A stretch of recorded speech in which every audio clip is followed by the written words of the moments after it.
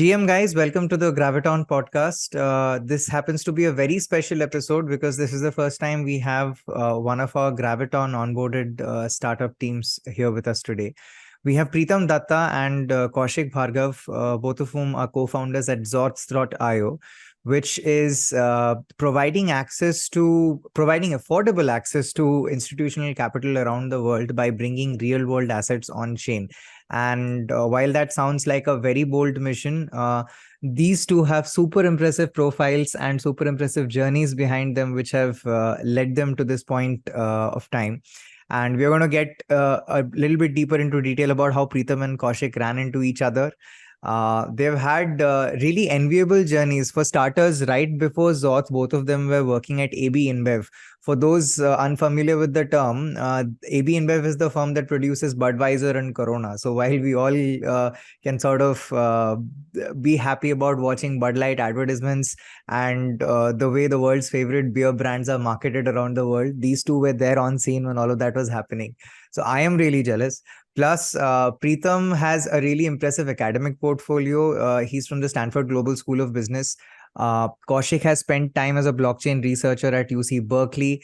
And the fact that both of them made it to the top 7 amongst 300 plus applicants who applied for Graviton is a testament to the fact that founders, especially early stage Web3 founders of India, have a good reason to look up to both of them. So first of all, Pritam and Koushik, thank you for agreeing to be a part of the Graviton podcast. Thank you for being here. And Thanks, Shom. And I would want to start off this discussion, on that same note where we left off our last conversation about you and Koushik running into each other. So when Pritam was telling me, Pritam, by the way, has a lot of experience managing large scale teams. He's worked in both Mahindra and Unilever, and he's sort of already pre-groomed, as you would say, to handle the kind of scale that Zoth is now aiming to expand into. And it is at AB-InBev that Pritam ran into Koushik, and in Pritam's words, Koushik was the smartest dude there. And then these two decided to sort of start doing Zoth together. So Pritam, why don't you walk us through your journey and then leading up to the point where you met Koushik at AB-InBev? So yeah, my journey started, especially in the Web3 space from 2010, when I think it was very early. And in Bangalore, I used to remember that people used to give Bitcoin for attending crypto conferences. Prior to that, I had done roles in product management, commerce across Unilever, Mahindra. I got selected as Economic Times Young Leader. Then the opportunity to kind of work across multiple countries for almost 7-8 years. Moved back to India around 2018 after multiple roles across different markets, and had an opportunity to start an early stage venture syndicate, investing in over more than 30 plus startups called Eagleton Ventures, and also had the opportunity to lead Budweiser Ventures, investing in climate, new businesses, and creating a fintech business from scratch across Africa, which was primarily into fintech and lending space. We also had the opportunity to work on the famous Bud Light program with Gary Vee, which was one of the highlights of a brand using Web2 for marketing as well as creating brands. So I met Koushik. Both Koushik was an intern at ABI at that point, and we both, I think, hit it up because of our interest in the Web3 space. Fundamentally, I say that it's always easy to start something which is exactly similar to what you have been doing. So it would have been very easy for me to start another consumer good business. But what I've always believed is when you start entrepreneurship or any kind of journey, the downside is always protected. What are you gonna lose? There is a baseline to what much you can lose, but the upside always is higher if you get into an industry which is early, which is an opportunity to change something. I truly believe, especially after spending time working with South Africa and Nigeria, seeing the kind of lack of financial access and opportunities that people in those countries have, that Web3 could be the leveler, the whole crypto ecosystem can actually change and transform the way finance can get driven in this world in the next 10 to 15 years. And I want to be there as well, possibly building the giant of Web3 future. Lovely. And Koushik, I believe you went very early on into the Web3 first, crypto first sentiment that shows up on your time at UC Berkeley as well. How did you end up at ABI? And what was, I mean, I want to like, what led you down that path? As Steve Jobs says, you can only connect the dots looking backwards, but that's what we always attempt to do in this podcast, because those are beautiful dots. So what led you up to that point, and what clicked when you met Pritam? This also I want to understand, because when co-founders meet, there has to be a certain kind of industrial chemistry, as they say, which which is more important than the kind of chemistry that you would want to see in couples. And you have to figure out that yes, you can build a business together with this person as if it was your own baby. So what were some of those moments, if you can throw some light into that? Yeah. So the way that I landed at ABI was I agree with the fact that you can only connect dots when you look at them backwards, because it was, I would say, a spree of mistakes, a spree of unfortunate events that happened to me, which turned out to be fortunate now. So I started my entire, day one of my college, right? When I joined, a couple of my seniors were trying to, amazing people again, but they were trying to introduce us to new technologies. And we started a small lab through which we were pursuing multiple technologies into AI, into IoT, into blockchain as well. But that's when I, got introduced to this technology, and my point of view about finance as a kid, as finance as an industry, as a kid growing up, coming from a humble background, I've realized that finance is generally not fair to a lot of people, and people who are already making money are generally given more opportunities to make even more money. And that's when it kind of triggered in me that okay, this technology actually gives power of the great financial activities that people only in stock markets have to generic crowd. And that's what we have seen with a lot of stuff that has been happening in the past recent years, right? With crypto, of course there are downsides, but there's a lot of plus points that you get by being part of this ecosystem. And that kind of triggered me into pursuing this technology, understanding how this technology works. And luckily I applied to entrepreneurship programs at UC Berkeley. While I was there, I was part of SEET, Sudaja Center for Entrepreneurship and Technology, where I always wanted to become an entrepreneur, but never really had any clue on how to do it.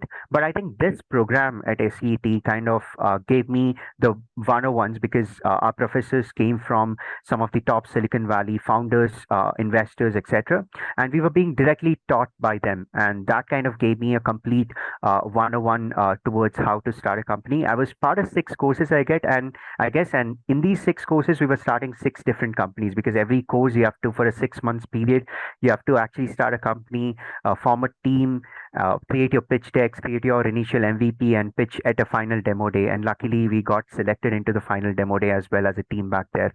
So that always, put a hard stamp on me, where I always wanted to pursue that, pursue entrepreneurship, pursue something in blockchain as well. And luckily, blockchain at Berkeley was also a great opportunity for me to understand this technology from a deep technical insight point of view.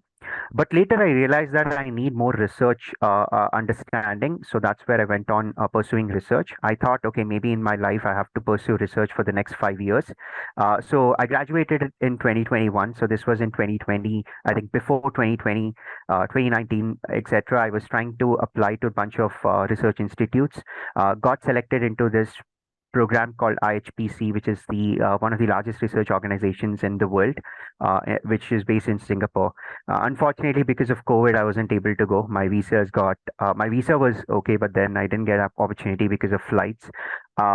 That's when my dad was like, okay, another one, find a job for now, save your ass, and then try to get something done for the next 1 year, and then you go and figure out something else, whatever you want to do. So that's where I applied to companies that are coming for placement. ABI was the first company that came in, and that's when I applied. I didn't know what was I didn't know the connection. I went on to the website and saw a lot of beer stuff. I was like, okay, fine. I didn't know about beer that much, so I got to know that these guys like rule the beer world. So I prepared my interview fully towards beer. I understood the beer production, all of that stuff. But then I don't know why, but my future manager, but then the interviewer was asking me questions about blockchain for some reason. I don't know why. So the whole interview was only on blockchain. And then later on, when I joined the team, I realized that it was an innovation team led by Pritam. And we were trying to do a lot of different experiments internally in the company, trying to bring external innovation into the company. And blockchain was one of the key area of focus over there as well. And luckily, because of 2021 crypto boom, the company also had a lot of interest in bringing blockchain into the marketing areas, especially through NFTs, through again different other activities in NFTs, and that's where the innovation team was leading a lot of this stuff. And that's the bridge, I would say, between ABI and blockchain and me. So yeah, and the one reason that I felt it would be the right thing to start with Pritam, because of course, I've seen him working at ABI. I've seen him leading the teams, and there's no question for me that he would be a great leader. But also, most importantly, is at this age, he has that fire of a 21-year-old kid, where he doesn't want to give up on whatever that he can lead a good life with whatever comp he was getting at ABI, whatever activities he was doing, but he wants to take that risk and start afresh. And also, he has a desire to do new things, which I have. But at that age, it's very difficult because you get into a comfort zone. Having a family and kids, it's very easy to get into that comfort zone. So having a person like Pritam taking that risk kind of like motivated me to also start, because I was also looking into entrepreneurship, but really didn't get a chance to start. Started a bunch of companies as a student, like bunch of projects as a student, but didn't really take off because of lack of right support, lack of right direction. So I think that led me to start with Pritam. Yeah. Interesting. So Pritam, now I'd want to hear from you. At what point of time did the two of you start brewing the idea of what would eventually become Zoth, and how much time did it take you guys to get convinced? Like, what was the time frame in which you guys got convinced that this is something that it's worth pursuing full time? This is exactly what we'll start off with. I'm not talking about starting to build the MVP. Basically, the decision, the time frame between ideation and your eventual resignations at ABI, and because that's the period where I'm speculating you came up with the idea of what you were going to build together. If you can elaborate on that. So see, one of the things which since Koushik joined around 2021. I had been in the blockchain space, and we started doing a lot of projects in API. We started seeing that as a large corporation, how transformation that technology can be. So while I was building the fintech ventures, we also saw some of the opportunities that blockchain started having for traditional businesses. However, one thing which always kind of hit both of us was that, there is too much of speculation, too much of this memes and NFTs which really are not delivering value to, for example, me as a business. It was not really kind of delivering value. And the problem was that the whole narrative about blockchain became, how can you get rich quick rather than how can you build a sustainable business?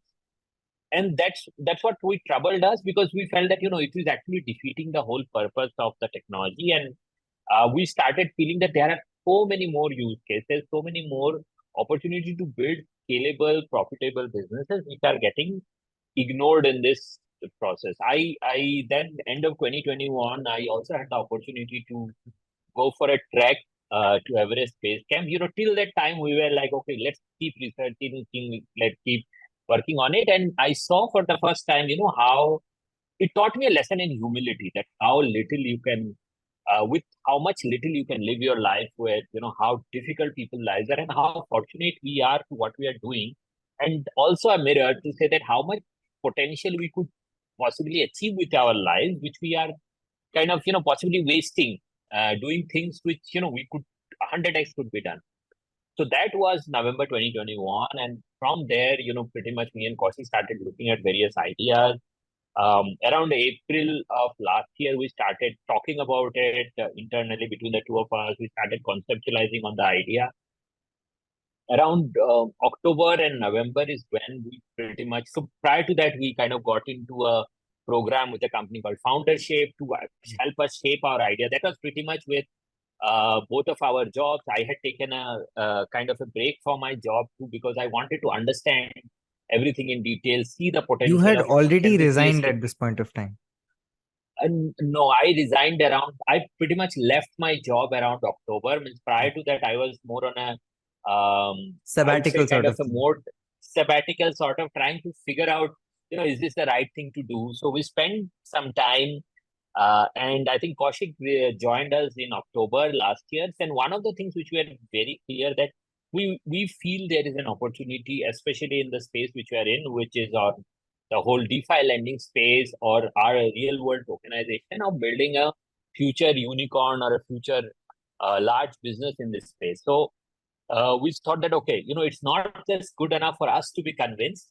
We need to see, okay, does this idea has customers? How does it have investors are interested in it? So we started talking to, our small group of people and started kind of floating the idea around. And, we started getting early interest. That at that point we realized, which was around November, December of last year, that this is the right time to possibly hang our boots and go all in. And we kind of pretty much got started with that. And yeah, I mean, I think the initial traction and conviction, we actually started selling products even before we had a product ready, because we wanted to see, okay, if we build something like this, will people buy? Would there be interest? So I did remember doing more than like 500 plus meetings with people, selling them, okay, this is something I'm building. Will you buy it? So yeah, I think that's where we are, and that's how we felt convinced in what we are doing. In fact, when Understood. we started, the FTX blowout had happened. So and the whole crypto industry was going down, and a lot of people had a mindset, no, no, everything in crypto industry is all fluff. But we were very clear on our idea, and we wanted to give it the best shot. And that's when we kind of took a call, and we were lucky to even raise some funds just after the FTX fallout happened. You were able to do your first fundraise right after the FTX fallout. That's a very interesting space.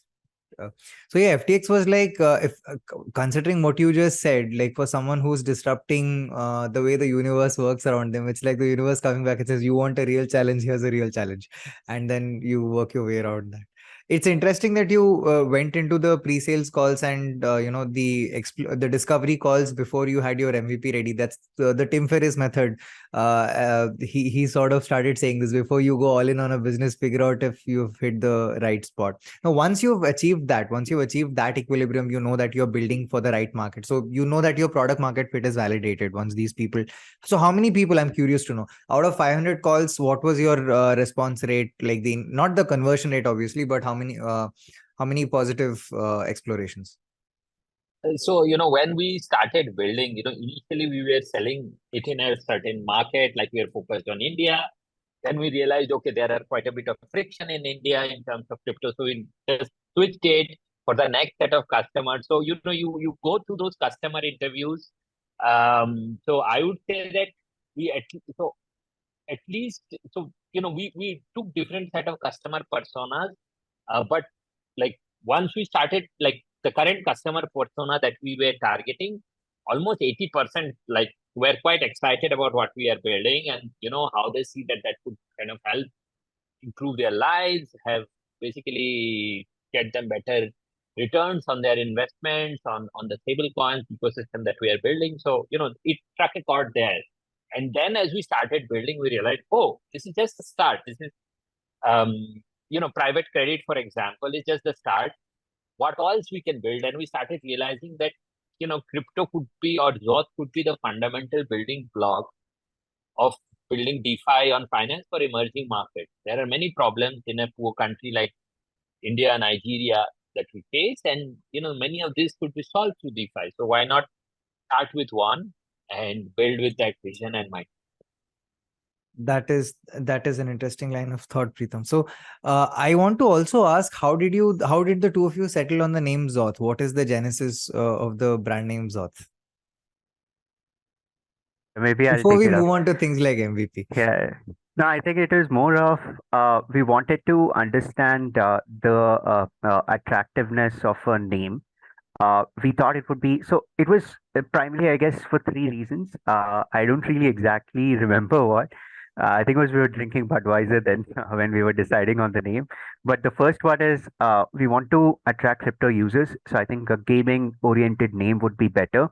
A name that sounds similar to games and also gaming, etc. But at the same time, second one is more of we wanted to have a short lettered name, like in most of the crypto markets, it's that finance, this finance, or so we wanted to have like a short name, very like attractive, and something that starts with an actual. Actually, we wanted to have Z inspired by Zerodha. It's like one of the biggest investment applications. So we wanted something to have with Z, because we felt like Z is something that attracts a lot of users in terms of the when someone hears a name with Z. I think that kind of gives out a view that okay, this a little bit different because not a lot of companies are actually within the sphere of Z. But these are the these are the three reasons. But I think there's also some positive,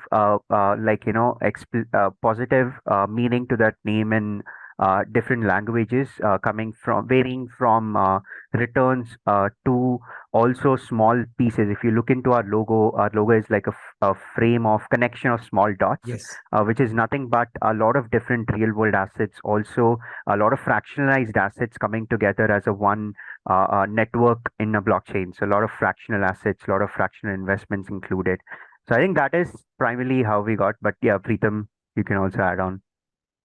No, I think the Zerodha played a big inspiration in what we are building. I have been a Zerodha user from the very early days, and Okay. I spend a lot of time outside India, and I can tell you Zerodha beat, like some of the best in the world. Maybe it's even the best in the world for investing in equity markets. And I always felt that among all the apps of equity investing in India, if there is one app which really cares for the user perspective is Zerodha. And we wanted to have the same philosophy and mindset in the whole DeFi lending space that we are building, or the Web3 space that we are building, because the number one problem with Web3 is user experience. And how could you build something with that mindset of having a great user-centered experience? And that really drove us to Zoth. And yeah, I mean, I'm personally a big, quite motivated by the founders, the way they live their life, how they've led their business. And we wanted to have that. How can we bring something similar to an nascent industry like Web? Single syllable brand. I like what even Koushik mentioned about the cymatic aspect of it. When the name starts with Z, I am beginning to dive into as much as much of a deep study into cymatics and visual impact on genetics as possible. So in Selfish Gene, Richard Dawkins keeps talking about this meme aspect other than the gene aspect, in which there are certain things which are imbibed in our cultural aspect or without us even realizing. So there are certain sounds and certain lights that make an impact on us, and we don't yet fully understand that effect. It's very interesting to know that you guys were able to capture that. And I will personally make sure that I spend some time studying the effects of also Zerodha. Yes, Kamath brothers have done something exemplary, and I keep hearing that in every circle. Now that brings me to the next question. You have your brand, you have your idea, you have the decision, you have the product market validation that you needed. Now, since going all in, how long did it take for you? How long did it take you to arrive at the first MVP, which is ready to sell? And second, how much tech help did you guys have on hand? So far we have you and Koushik, Pritam and Koushik, building this thing together. At what stage did you start hiring additional tech help for developing the product, or did you guys do it all by yourselves? How was that journey like? So yeah, so first we started with both of us. So any business has two or three key aspects. In our business, were three aspects: primarily business, tech, and regulatory. So I handle the business, the sales, the raise part. Koushik handles the tech, product part, and for regulation, we kind of initially had external help, but slowly we hired uh, primarily senior people to kind of help us in that space. Um, and I think January is when we had our first institutional investor, S01E06, on board, and that was the period when we started kind of saying that, look, we need to expand the team. So currently we have around 12 plus employees.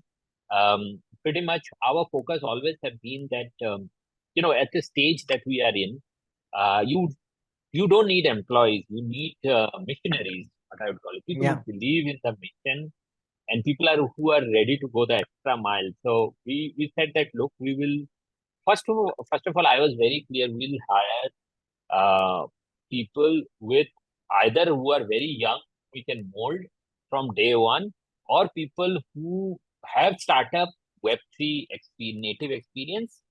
At this stage, we feel that we didn't want it to hire from very large corporate or large startups or companies, because I felt that we are in a stage where everything needs to be done hands down. Like Koushik codes himself, I go and sell everything myself. So we have to do pretty much hands on everything.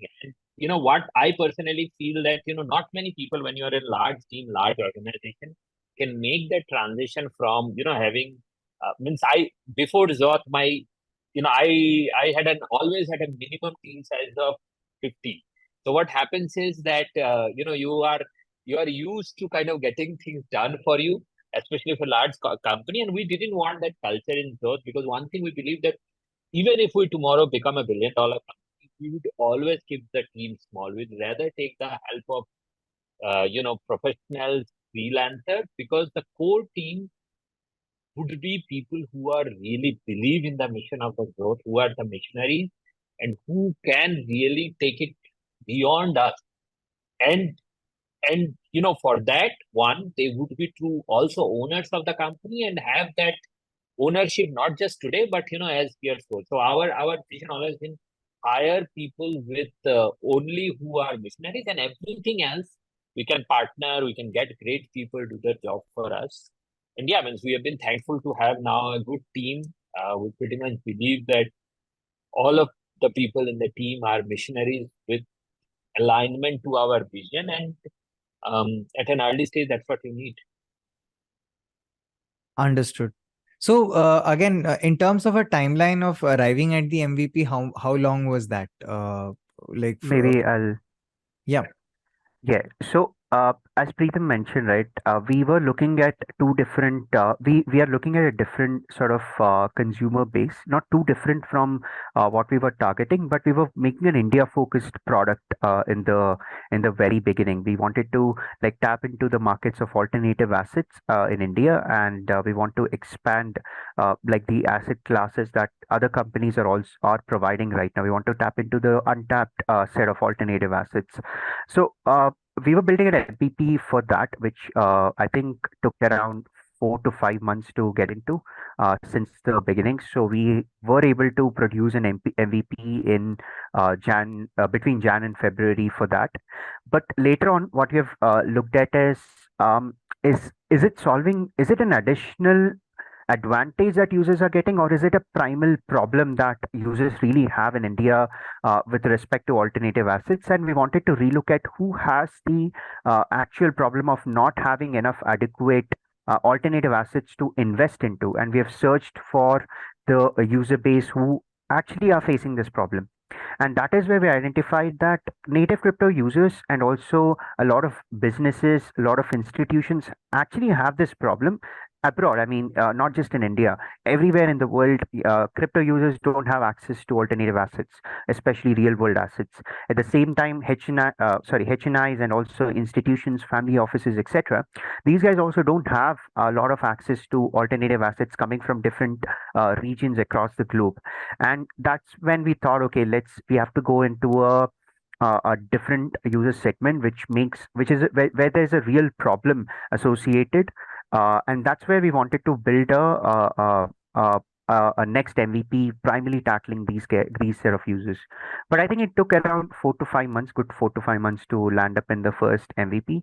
And because I mean, some would say it took long, but then it is a financial product. You will have one chance to pitch to the investors, right? Yeah. So we had to make sure everything is compliant before launching it. So I think that is the reason why I mean, financial products probably take a little bit longer time than the normal marketplaces that you see out there.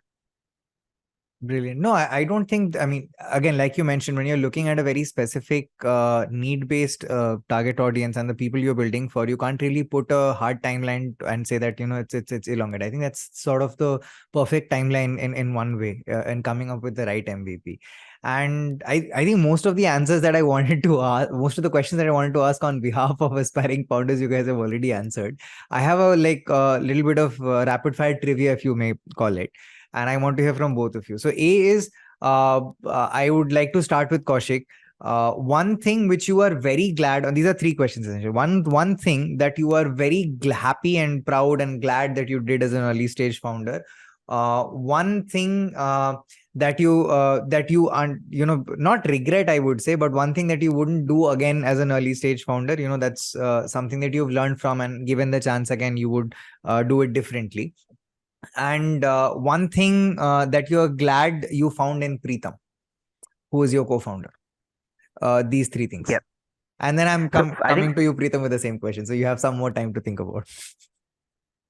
I think one thing that I am glad that I did was I hired right people. At least in certain areas, we hired amazing people. I mean, some of the guys that we have hired who started as interns and have joined us full time over the span of like 8 months.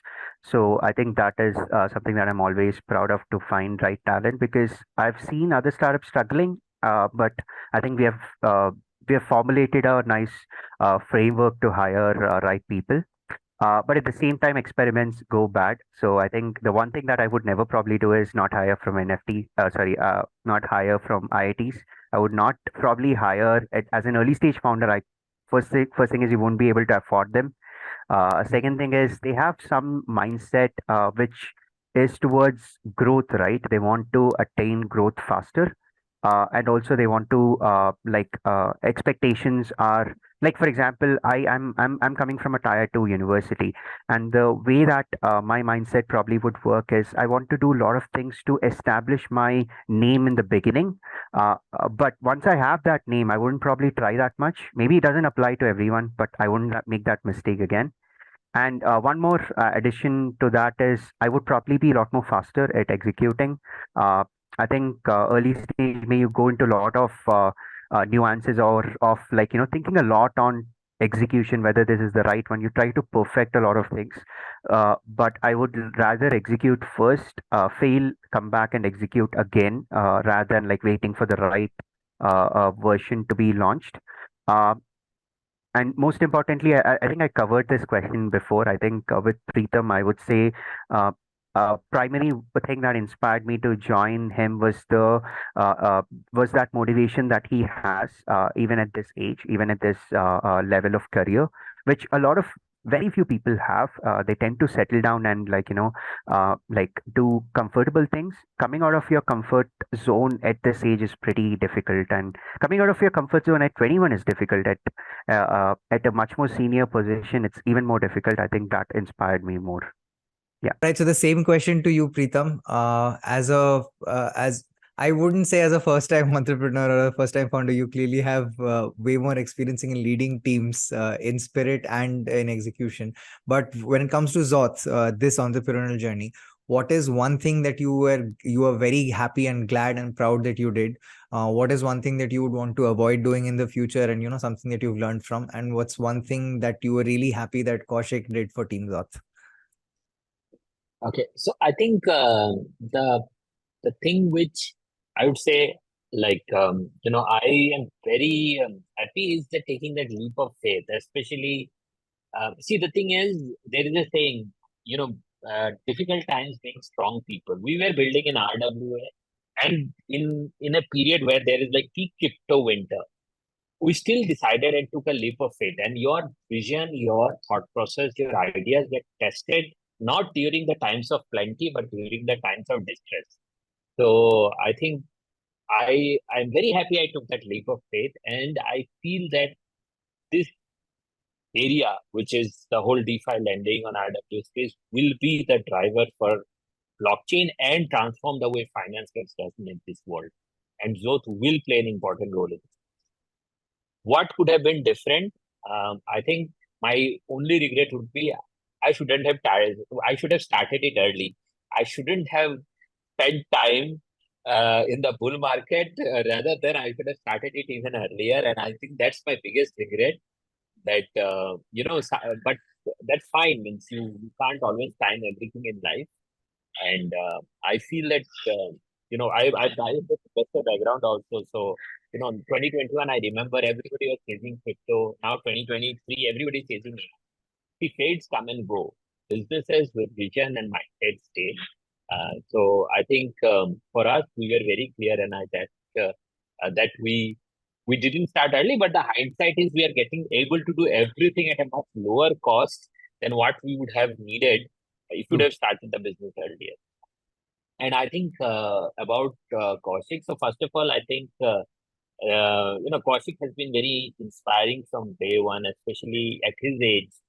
I haven't met anybody with that clarity of thought, composure, vision to kind of take things forward. You generally see that in people when they are like, we'll have tons of years of experience behind them. I think Koushik has that, and on top of that, he's a great technologist. He can carry his vision along, and I think that has been a big part of the tech and product at Team Zoth, because he has been able to bring his vision to life in every aspect of how Zoth gets built. And I think, I'm grateful for, that we could start this together and we could align on our vision and mindset. I was always inspired from him from day one. In fact, it's not just his knowledge, but his physical transformation, because, he was, I think, twice the size of what he is today. And you look at him today and you realize that, it really needs a lot of personal determination, grit, and, sticking to your... I did not know this about him, but I can relate to this. Yeah. So I am aware of what you, and that brings about a psychological transformation also. Yes, absolutely. If you look well, if you are fit, you can bring a lot of things. And, I have interacted with many people.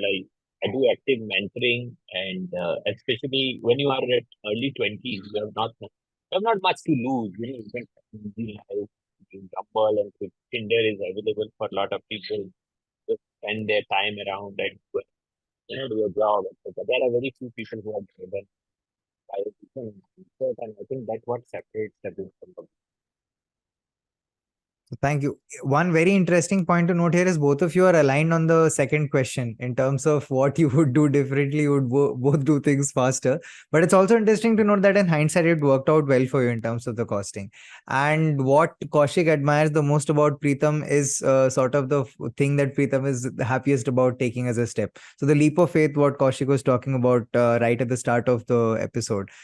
He admires you for your ability to take that risk, and you are happy that you were able to take that risk, even in a time of potential distress, even when optimism was gray and you didn't know where this thing would start. You took the onus upon yourselves. And I think you guys make the perfect co-founding team, if I may say so, in terms of building a product of scale together, right vision and values aligned. And I'm sure you will find more missionaries coming your way, as you've explained, Pritam, to join you on this mission of expanding access to institutional capital. What you're doing is admirable, to say the least.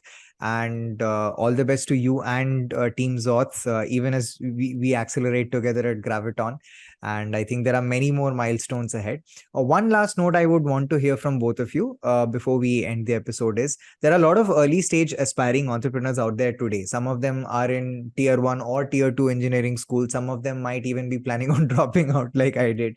But the idea is to take that leap of faith and build something strong and valuable together. If you had one piece of advice, just a simple statement basis your original unique observations about this journey, what would it be from Pritam and from Koushik? Yeah, so maybe I'll go. I think entrepreneurship looks glamorous from the outside, but it is difficult. You will get nightmares. You don't know what to do. You feel there are so many people you will meet who will like cut you down.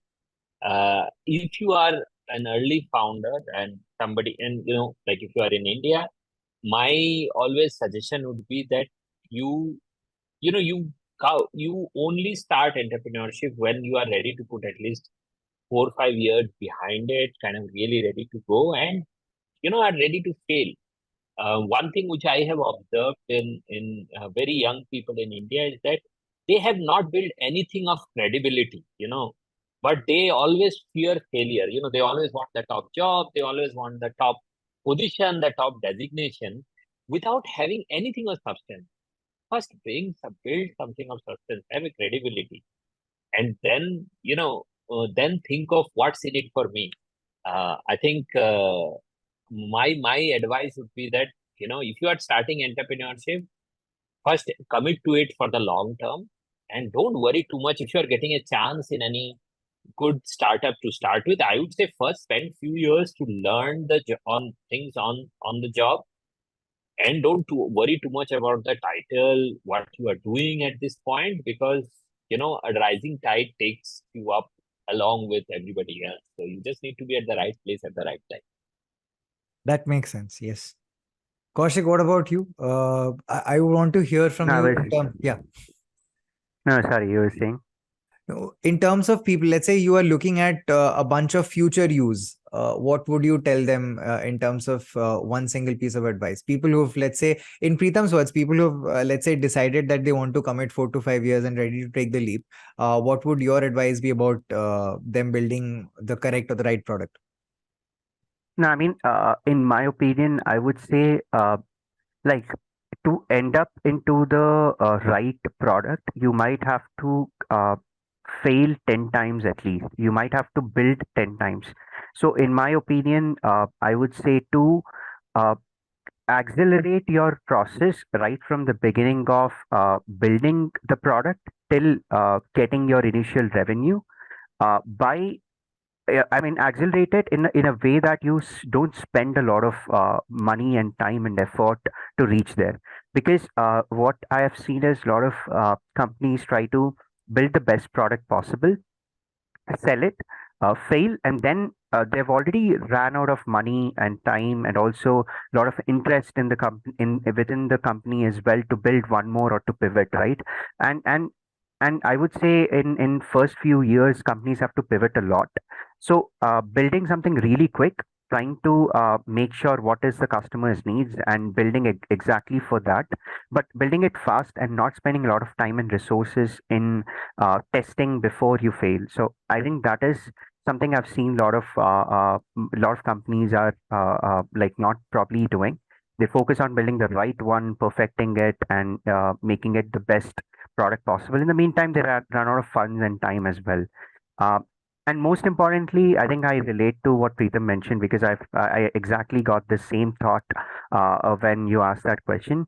Is that it's not easy.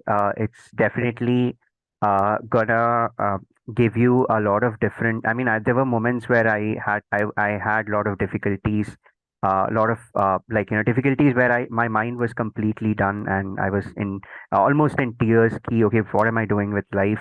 And at the same time, there were times when I was top of the world, where I was like, okay, we did this, we achieved something. And definitely you'll be in a lot of pressure. I don't have like a family to maintain, but Pritam and people who are in that age have, and it's 10 times more difficult for them.